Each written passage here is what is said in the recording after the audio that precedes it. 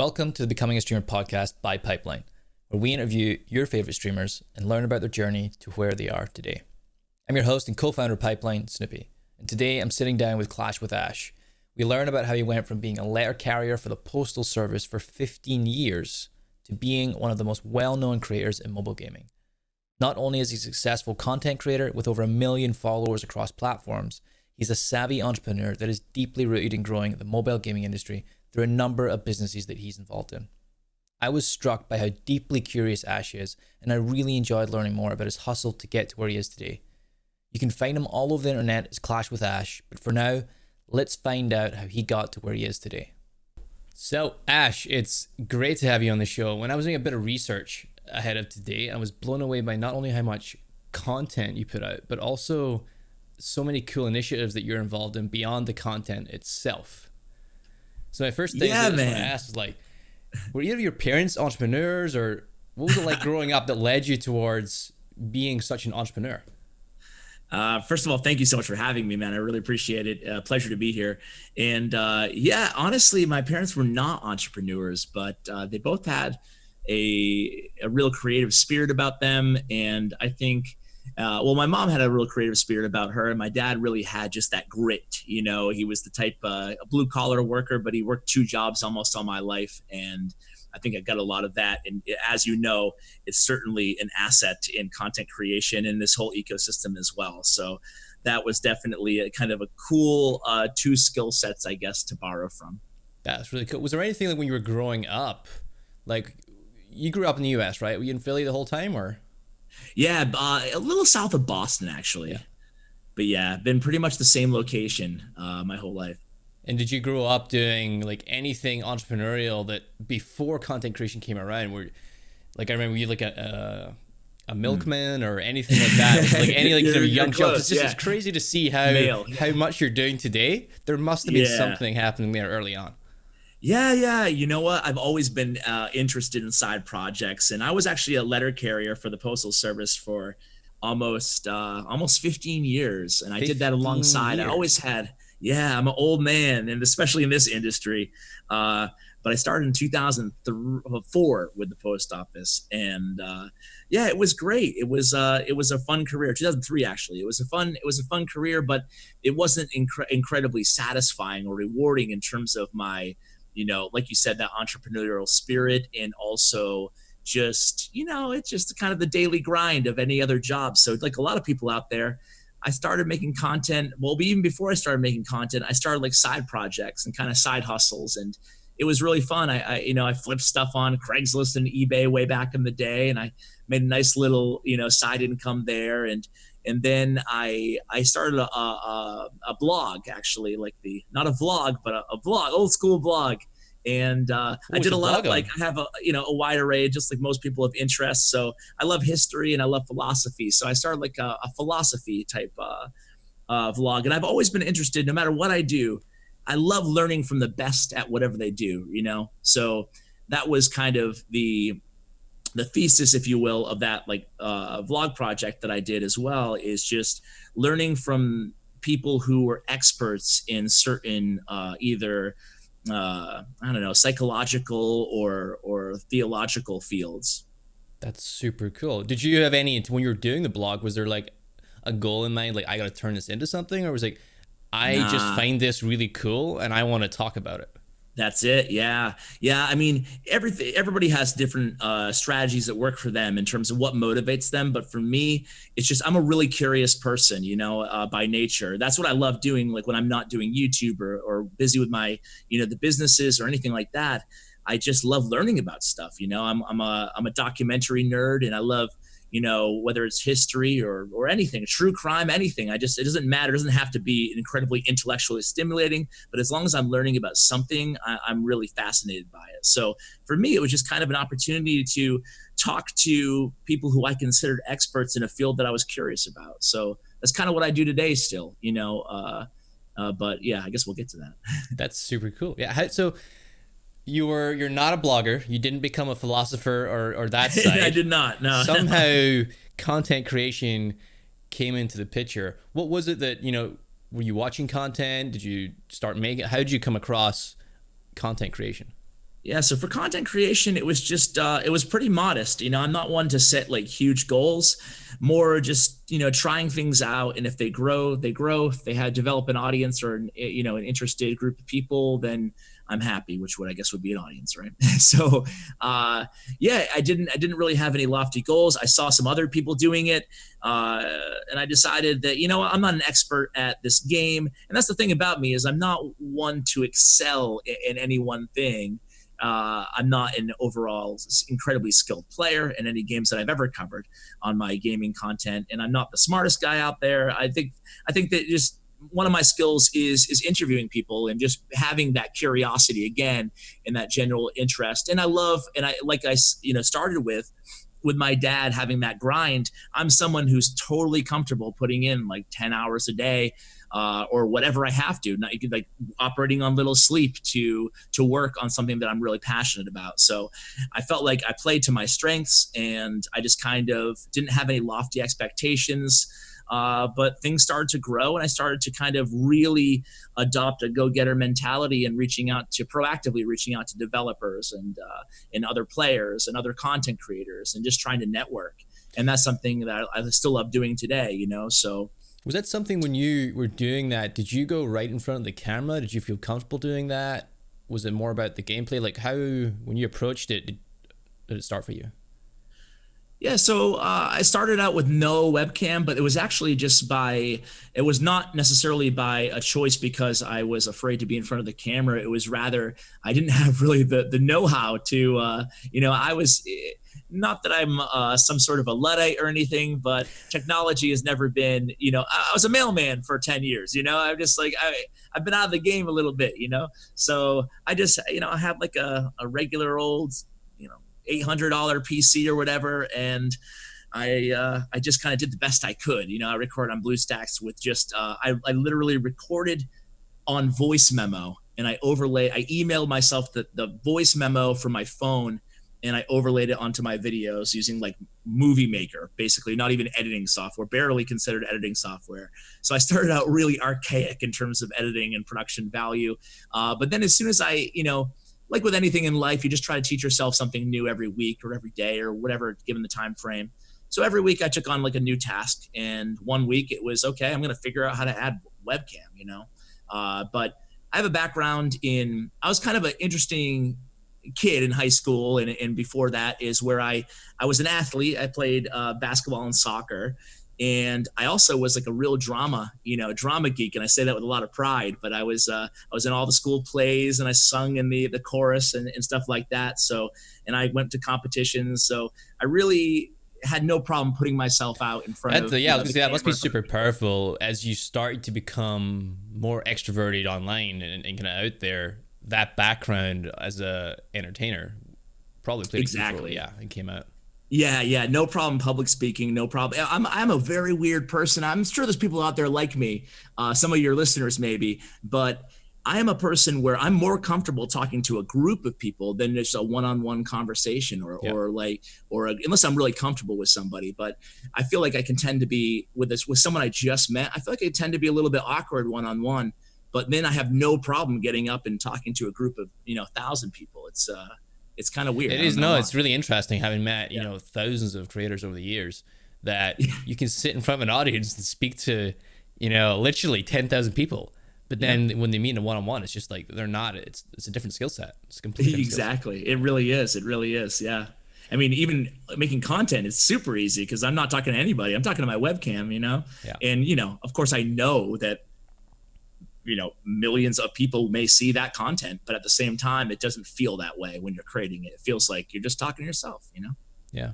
When you're making that transition into content creation, when did you go, okay, this might be something that I can do? You're working a regular job, but like, when did you feel like I can shift gears? Like, how many years, months was it before you could actually? Well, I had a government job, and I never expected to be a big content creator. Again, it's not, I don't want to say it was self-doubt, but just maybe just realism, I guess, self-realism, knowing that, sure, I have some skill sets, but I'm not the best player. Like I said, I'm not the best player. And, I feel like it's like this when you start any project, no matter who you are, you're like, can I do this? I'm not this person. It's kind of like, it's kind of the imposter complex, right? Where you're just like, I don't belong here. I shouldn't be a YouTuber or whatever. So I think everybody and most people have that, no matter what new venture they're kind of starting. But so on that side, it wasn't a while before I actually felt confident that this could actually be something. Even when I was growing, 10,000, 20,000, 30,000 subscribers, I was like, okay, well, this is cool, but it's never going to be like a full-time gig. And then, eventually it grew to it grew enough to where I was making the same amount of money, essentially on YouTube that I was the post office at the time. And I was like, hey, maybe I can do this. But it wasn't until quite a bit after that I actually left, because it's just really tough leaving I'm under no illusion that my postal career was anything insane in terms of opportunity. Like I couldn't get back again if I wanted to, but I just didn't want to take that next step until I really felt like I could make this sustain me for the rest of my life and my family. So it wasn't until maybe a couple of years after I was making the same income until I was really comfortable leaving and going full time. Did you feel like you could have done it earlier, or do you feel like, no, I did the right time? Like, what was your... Well, in hindsight, I guess I could have done it earlier, but at the same time, because now I'm still here, 3.5 years of full time later, almost 4 years. But I feel like I made the smart decision at the time, because you never know.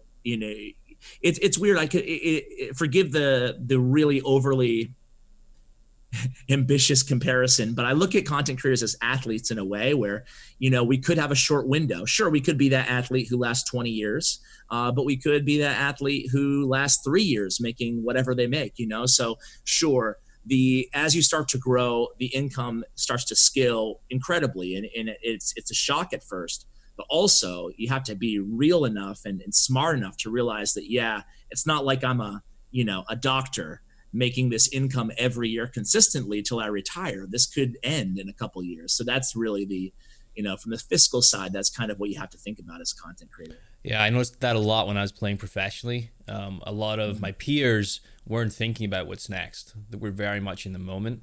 And I really thought about that a lot, which is, this isn't going to last forever. There's going to be the game that we are really good at might not be here in 3 years.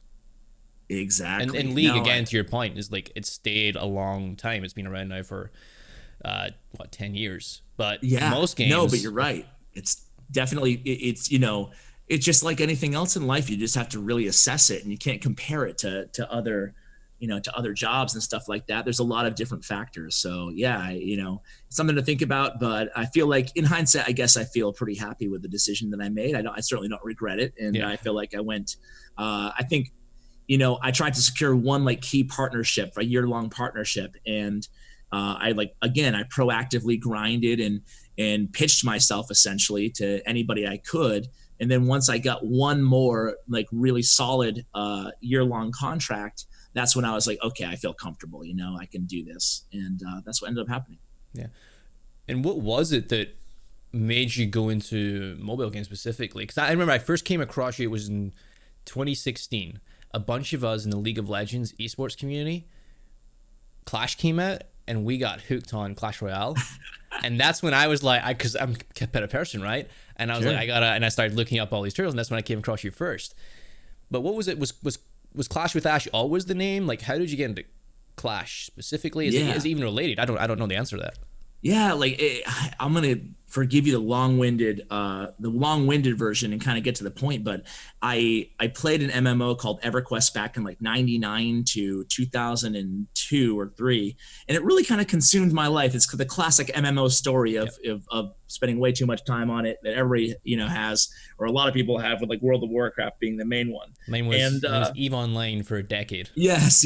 So there's these, it's always a game, but it's the same situation where it kind of just consumes you. And I have a little bit of an addictive personality, to not super extreme, but definitely that game got me. And I kind of swore off video games after that.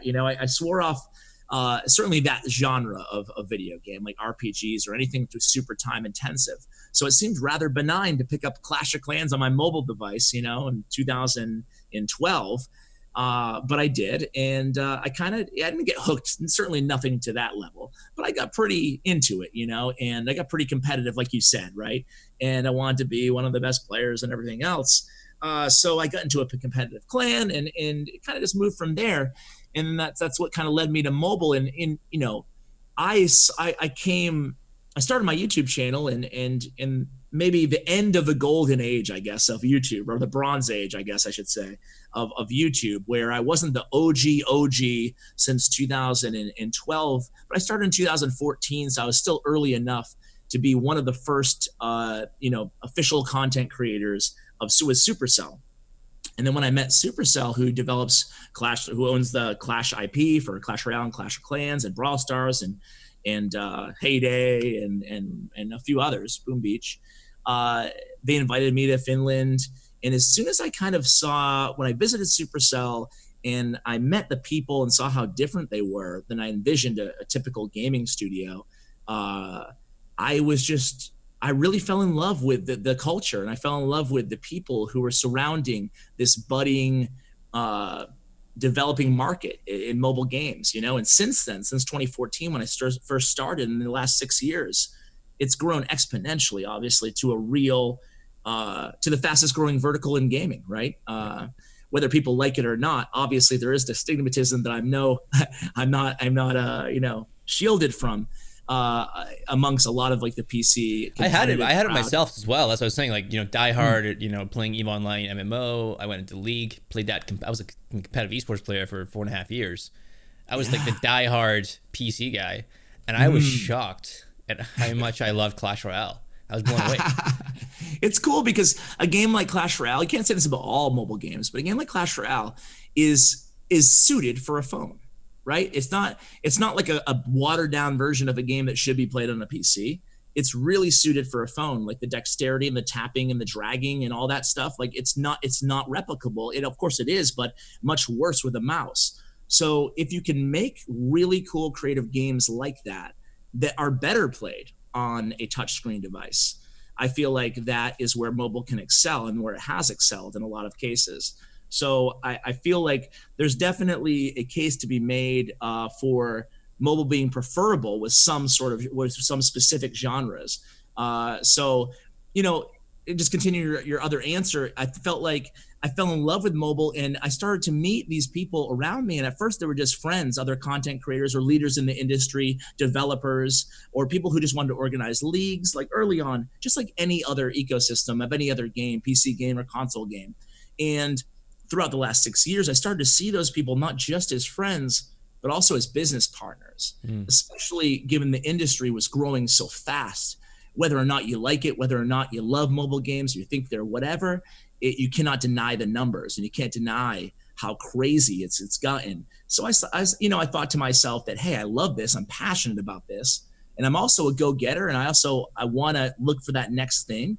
And so why not be more than just a content creator? Why not be, position myself as an industry leader and start building, these platforms or this infrastructure around gaming that can help out content creators, similar to what you do too, that can help out content creators and put content creators first, because I am one, and still service their needs, whether they're esport related or whether they're talent agency related. And those are the two fields we've kind of started going into, not to get too ahead of myself, but I saw those friends as more than just friends and business partners and allies. And now it's easy to look back and just see how kind of naive we were at the time, but I think we all kind of knew that we could create something really special beyond just being a YouTuber. It's really cool. Special. I mean, I had a similar conversation with David or Stone, I should say, when we were just thinking like there's so much more here that we can build and create beyond ourselves, and that was kind of the nucleus for Pipeline. But one thing I wanted to highlight is just you were talking about Supercell a lot, and I've been fortunate enough to head out there to Helsinki and in their San Francisco office a couple of times. Yeah, and you're right, the culture there is exceptional. It's really a special place, and the people that work there are fantastic. When you were creating that relationship with them, it seems, and obviously you're one of the bigger content creators they have, but if you made a conscious effort to like really have a good rapport with them?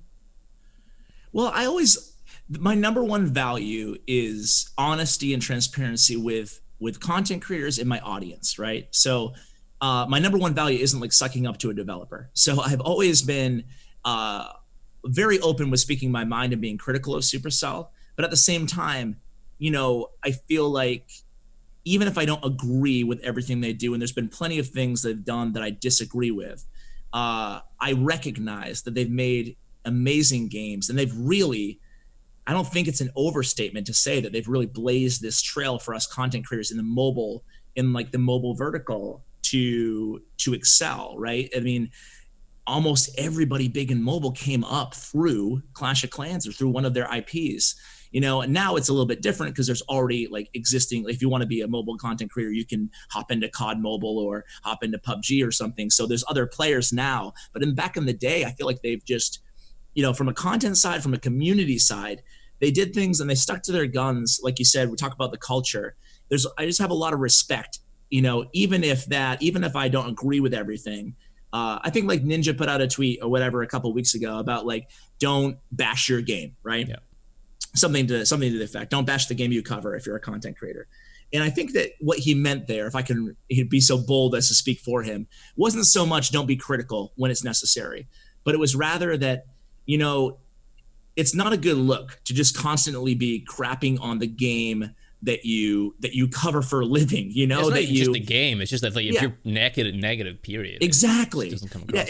You said it best. Like putting out a negative, just putting out constant negativity. Like who wants to watch that? I mean, like, listen, I'm under no illusion of how this all works. People are watching me because they want to, maybe 10% of my audience is there for my lovely personality. The rest are there because they want to know about the game. So if you're on your phone or on your computer and searching to learn more about a game, do you really want a content creator like saying how crappy the game is all the time? Like probably not. You're probably actually going there to learn something about the game or be with somebody who actually, can acknowledge when things aren't great, but at the same time has a pretty good attitude about it. And I feel like I've watched some of my peers go down those roads in a lot of games, go down the road where they're just constantly critical. Yeah. And I feel like their viewer base has honestly suffered because of it.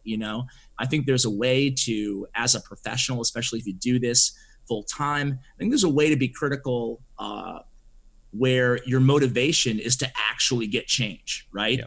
And if you're just overly critical of games, it's just my opinion. And some people, everybody has their own opinion, their own thing that kind of works for them. But if you're just critical just for the sense of kind of pandering to your audience, right? Like, to make you essentially, that creator is not afraid to speak their mind. That only goes so far, right? I do think there's some elements when you, as a smaller creator, might be frustrated because you don't have a line of communication. And I think that's some of the tension where the smaller creators feel frustrated. The larger ones feel like, I may have a channel that I could go, and that's when you're like, you should just go through that channel if you're really trying to create change. But the smaller ones are like, I don't know how, I can't even get my message across. I'm pissed. No, I totally empathize with that too. And then on the other side of that coin too, larger channels are more secure as well because they already have that relationship. Like I feel like, just from my own standpoint, I feel like I can speak my mind a little bit more too, because what are they going to do? Shut me down because I'm critical of one thing? I think they know I've been around for 6 years. I love their games. But at the same time, if there's something that I really feel strongly against, I'll mention it, but I just don't try to make a habit of just every day bashing the game just for the sake of, pandering to people who love that, Yep. One of the things I wanted to really ask you was, you were obviously starting off on YouTube and you started the foray into streaming. And what was that like for you? Do you enjoy streaming? Is it another angle? It's obviously a lot more time consuming in some elements. Like what's your feeling about streaming? Yeah, you hit the nail on the head, man. I feel like time consumption is huge, right? Especially with all these like business things that I have going on. It's really difficult to put aside 2 hours or whatever a day and commit to streaming. I was on Facebook as you for about a year and a half, and they were great to work with. And I was with a company called Caffeine after that, but I recently stopped because I just can't do it. I have a 2-year-old as well, so juggling everything is incredibly challenging. And streaming, I don't mind it. I think it's fine. I've never been a marathon streamer. I'm not the type who is going to sit there for 10 hours. And especially with mobile games, I think they're more conducive to short streams. And I think that not necessarily every platform realizes that. I think that, especially when you speak like, bigger creators in contracts, I think that a lot of these platforms are like, okay, we want you to stream as much as possible. But especially for mobile games, aside from the battle royale genre, I feel like, or the FPS genre, I feel like these are 3 to 5 minute matches in most of these games, and no one wants to sit there and watch that for 10 hours. At least very few people do. So I feel like there's a little bit of a disconnect between some platforms and creators that way. And that's kind of what happened to me in full transparency with Facebook, because they wanted me to stream longer. And I was just like, I can't do it. I can't. I don't think my audience wants me to. But they weren't hearing it. You have to think about your growth overall and what's going to grow you. And if you spend that, extra couple hours making some more VODs, that'll actually make you bigger on the live side too. And it's a better equation, at least for your format, which might not be true. Exactly. Yeah, and I like doing VODs. I have like my format and I have my thing that works. Like, with all that said, despite those disconnects, I still loved my time with Facebook. I think that they had a great team together who was really passionate about it. You hear a lot of negative press about Facebook everywhere you look, but on the gaming side, they really care. There was nothing personal, but definitely I just don't, and I like doing it. I just don't have enough time for it. If I was going to stream now, I would definitely do it with YouTube, if they can find a better way to separate VODs and streamed content on the channels, because I'm really nervous about subscriber burn and burning them out with notifications and stuff. But I do think I've worked with just like a lot of creators who've been around a while. I've worked with so many streaming platforms. I would name them all, but who cares to hear? You guys know the big names, but I've really been impressed by YouTube Gaming in terms of a group of people who are really committed. And I'm only speaking mobile here because that's my niche, but they're the first platform. They're the first group of people, behind Ryan and Lester and Liz and their whole marketing team, who've really made a concerted effort to reach out to and help grow and work with mobile content creators. So I think that if I was to stream, I would probably incorporate it on YouTube just because of that relationship. Yeah, big fan of Lester over at YouTube. He's also addicted himself, which helps. He's like completely addicted to mobile games. He is. Yeah, he's the best. Yeah.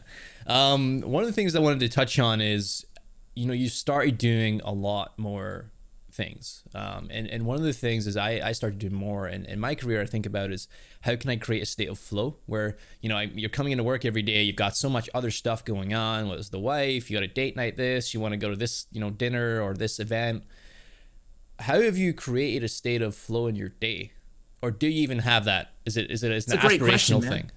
No, I love this. I love stuff like this. Like, this is next level combo. I like getting deep, I totally agree with you. I think that it's really easy, no matter what you're doing, whether you're, whatever job you're doing, but it's really easy to let your mind get ahead of yourself, right? And, I have two things that I do. The first thing is when I start my day. So as a content creator, you can wake up whenever you want to, right? I mean, that's the cool thing is you can set your own schedule. And I fell into the trap of when I went full time, just, naturally I'm a night owl. So naturally I want to, go to bed at 4 and wake up at like 11. But I stopped myself from doing that. And I started going back to like a more 6 a.m. I get up, I go to the gym. So I think that discipline is the first key, right? Is discipline even with my own schedule. Nothing too crazy, but after I get back from the gym every morning, I just write out everything I have to do that day, like small things and big things. And I basically just make a schedule, giving myself a little bit more time than I think all those tasks will take. And then I get maybe it's just like a little bit of a dopamine spike every time I can check something off that list, right? And it also serves as a reminder for little things. So in the morning, I'll be like, return an email of that guy who I've been putting off. That will take me 5 minutes to do tops. But if I write it down and I have it scheduled, I have a block of 10 minutes to return an email, I'm way more apt to do it than if I just if I start my day with a million tasks and I just bang them out, haphazardly, however I can think of doing them. So that's the first thing. The second thing is I have so much going on, as do you, as do a lot of people in our position or in any industry. As long as the more passion projects you start, or the more side hustles, or whatever you do, you start to get a lot of things going on. Or even if you're in school, I look back to like stressing about grades and stuff, and or whatever it is. It's just the best lesson is, and this applies to I'm not saying you should not think about your future, but I really try to just live in the moment and try not to think more than like 5 minutes in the future. And that's how I kind of keep in the flow state as well. So if I'm editing a video, I'm not thinking about, oh my God, I have, I need to get this guy a contract. I need to do this. I need to do it. Like, how am I ever going to do this? Or if I have a huge task, like we're trying to get into CRL, which is Competitive Clash Royale League at Space Station Gaming. And, it's going to cost us like $500,000 to get all this stuff done. And I need lawyers. I need contracts. I need a house in LA. I need this is just an example, but there's so many things, so many dominoes here that if you think about them in their entirety, it can be so overwhelming, but you just don't think it. You don't think about them in the entirety. You think about, okay, here's what I need to do. And here's when I need to do it by. Okay. Got that down. And then you just focus on the task at hand. Okay, so I need contracts. So today I'll focus on getting 3 guys a contract. That's it, And when you break things down to small tasks, they become way easier and way less stressful to kind of handle. So I guess those are the little tactics I use. Not rocket science, but just trying to... No, I think it's super important. I see a lot of it, especially when a lot of our listeners are earlier on the creator journey, and they're doing it part-time, outside of their job and kind of working up, and they get really fixated on this lofty big goal, which is like, I want to be a full-time content creator, and they realize that they can't stream for 8 hours and they get frustrated. It's like, well, even if you can just go for like 2 hours, or an hour, or you can create VOD content in your spare time, and just like cut it down a little bit, and don't think about, I need to be a full-time content creator tomorrow, because it's unrealistic, to be frankly. Like, it takes a long time to develop the practice and skill, and to your point, it kind of stacks, right? Like, you start doing the little things, and then that becomes easier, and then the next wave of things comes, and then that becomes easier, and you're constantly improving. Like you're saying, you're doing like team organization, and you're thinking about applying to a franchised league. That comes with a whole new set of challenges that you're now going to have to confront and learn and go through that process and get better at. And then once you're done with that, it's going to be the next thing. No, absolutely. I mean, you hit the nail on the head. It's just anything in life. It's just breaking them down to small, easy tasks, holding yourself accountable, and like discipline begets discipline, right? So if you hold yourself accountable, and no matter what it is you're trying to do in life, the more structured and the more accountability you can hold yourself to. And I'm not saying I'm perfect. Like I mess up all the time. So it's not like I'm just like this perfect human being, but the more accountable you can keep yourself, and the more on task you can keep yourself, no matter what it is, your diet, the gym, paying attention to the person, to your significant other, or doing like, or helping out a random stranger, like these little tiny things, they snowball really easily into positive or negative momentum. Just like if you skip the gym and you go out for a pizza or something, that's fine in a vacuum, but you're also way more apt to make another negative decision afterwards, you know? So like, you're out for a pizza. Okay, let's have a couple beers. Or you have a couple beers. Let's go to the strip club. I'm just like, you're way more apt to make more. And there's nothing wrong with those things, but you just have to be aware that you can get really quickly into bad habits or good habits. It works both ways. So I definitely try to always try to focus on cultivating more good habits. But yeah, for smaller content creators, you can get there. I think that but like a lot of these Supercell ecosystem YouTubers who I talk to are small and growing, or have been at it for years and just can't grow. I feel like they still doubt, that they still think in their heads there's no way that they'll ever be full time. And it's not cheesy, but you also have to like envision that you can do it, and envision yourself every day being full time, and then break it down to small tasks to get you there. And it's not easy, like you said. There's no magical solution. Yeah, I think it's a big thing you're saying is that idea of visualizing, like, what would it look like if I was already doing it? I remember when I was competing professionally, I would think about the game tomorrow against my opponent, and like, that's so smart, man. This guy would like invade on the jungle and the Legends, but he'd invade on me, and I would envisage him doing it, and I would know that I knew that was coming, and I played this out the day before in my head. So when I was hit with that situation, I knew what to do, and I didn't second guess myself. I did it. Yeah, that is so powerful. And if this is not like voodoo science either, there's been so many studies. I was like reading a magazine article that cited a study, and I actually looked it up because I was like, how can this be true? But it was on people, a group of guys. There were 3 groups of male subjects. One of them worked out their biceps every day or whatever, 3 times a week for 2 months. One did bicep exercises for 4 times a week or whatever for the same time period. And then one group didn't do anything, and then the other group just visualized for 20 minutes every day, like meditated on pretending they were lifting, like curling weights. And that group who pretended in their minds, they didn't see, obviously they didn't see anywhere the muscle growth of the group that was actually working out, but they saw like 20% more muscle growth than the group that did nothing. So it just like mentally, you can really, the human brain, without going too far down, I love how curious you are about this. You've just like went into this topic. Yeah, it's my curiosity, right? And I read it, and like this study's been replicated so many times, people can look it up. It sounds like, yeah, right, dude. Like, whatever. No, you're absolutely right. I've seen it in the Harvard study about piano players, where they look at their brain and they see them playing the piano, and then they see what's happening in their brain, record that, and then in another session will then look at their brain and have them think about as if they were playing the piano, and the exact same things are happening in their brain as if they were actually playing the piano. 100%. Yes. So yeah, I think visualization is really, really powerful. So I think that people should consider doing it. I don't do it enough, honestly, Cool. Well, Ash, what's your goals? You've accomplished so much over the years. You've got so many sweet initiatives going on across the board. What's next for you?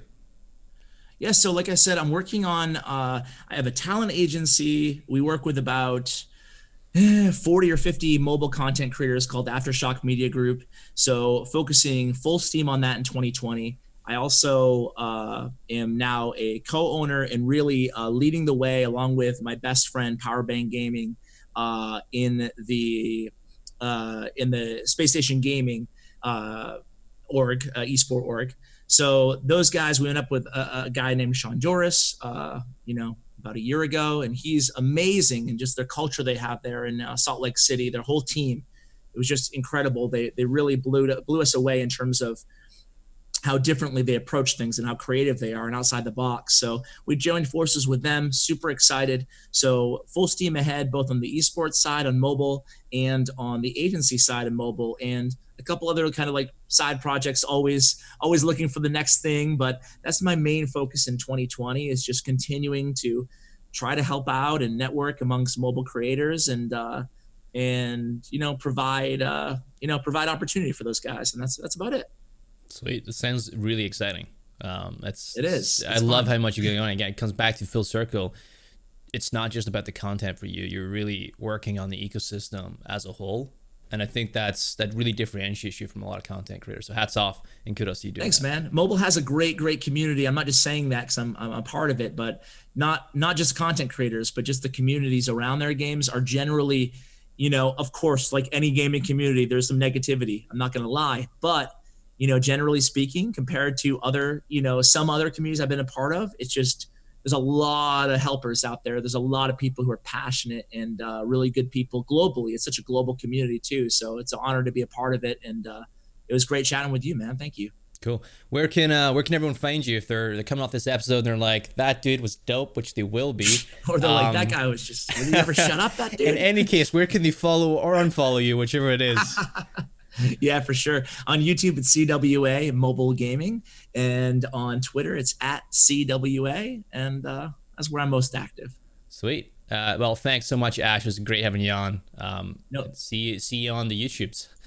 Thanks so much. Appreciate it. Catch you, man. See ya. Bye. Bye.